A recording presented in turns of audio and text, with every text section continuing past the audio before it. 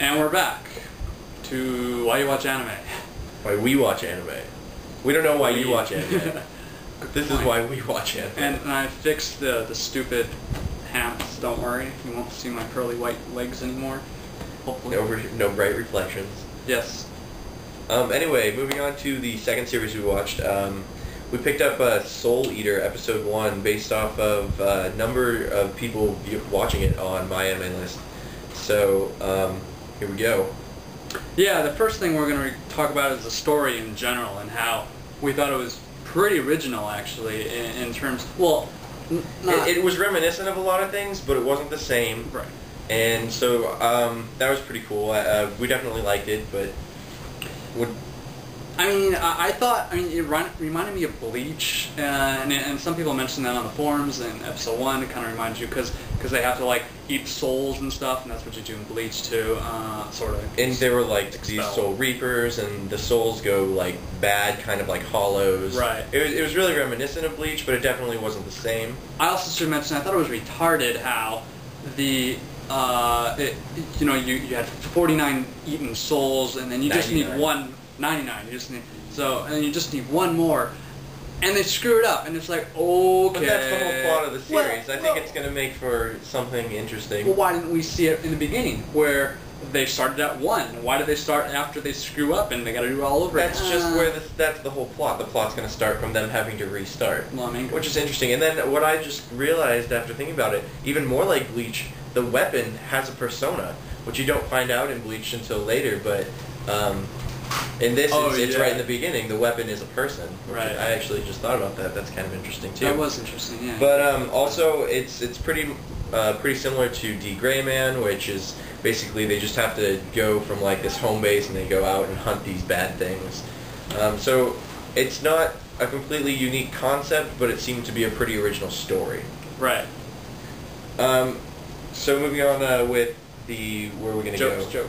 Jokes and humor, yeah. So it was pretty funny. There was some good stuff going on. We enjoyed. Well, I enjoyed.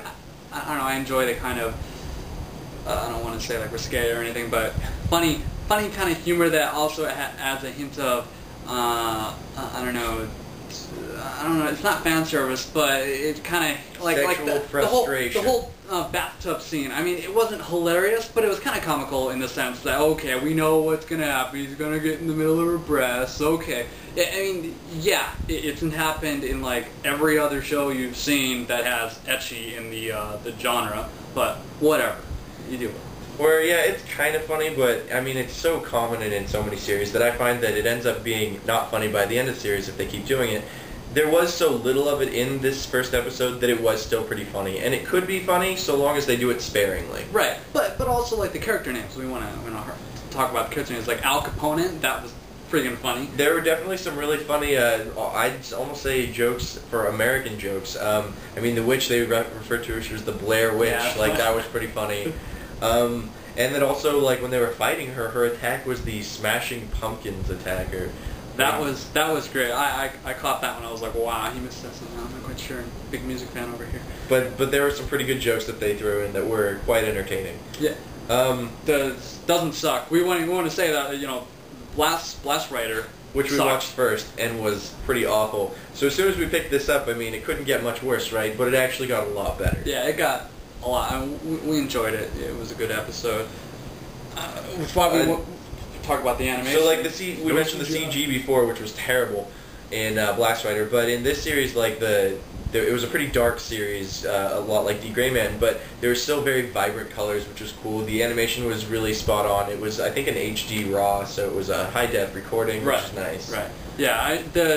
As you said, the colors very vibrant. I mean, sure, there were little. I mean, it was like you got jagged lines going across the screen, but I mean, that's the design of the show, and I think they were going for that, and I think it was a good idea. I mean, they weren't trying to do something like Blast Rider where it's fake CG and they intermeshed the two. They didn't do that, so they knew what they were going for, and it works well. And there was a uniqueness to the world. I liked that it wasn't just supposed to be our world in a different time period. Right. It was its own thing. The the buildings were very like caricature kind of things, and like the moon was very strange looking, which I liked. I liked that they made their own world. They didn't just use what we use. Exactly. Yeah, and it doesn't try to like say that this could happen or anything in ours. It was like this is completely different. Totally different than anything that is here. And we also want, based on the animations, the characters, we also want to comment on Magan Taboo, sorry. She said that the characters remind her of Gorillaz, a band in the United States.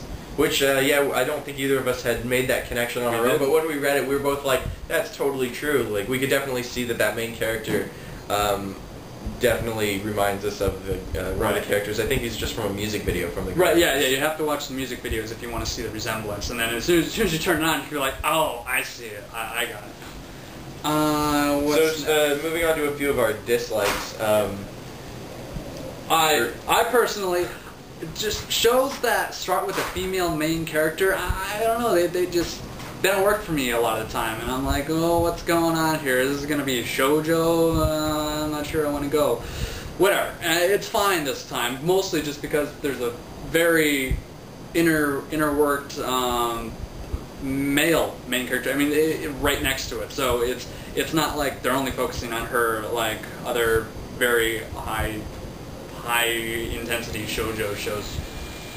Also, I think the age of the characters was not necessarily like annoying, but it can be bad. You look at shows like Naruto and stuff where it's these like 12 to 14-year-old kids, and that just gets tiresome. It's really annoying. And these kids are kind of that age. And they're experiencing like very, very adult themes and emotions going on. It's like, well, why would a kid have to go through that? So it's weird. But it didn't come up too bad in this series. Like it wasn't annoying, at least not yet.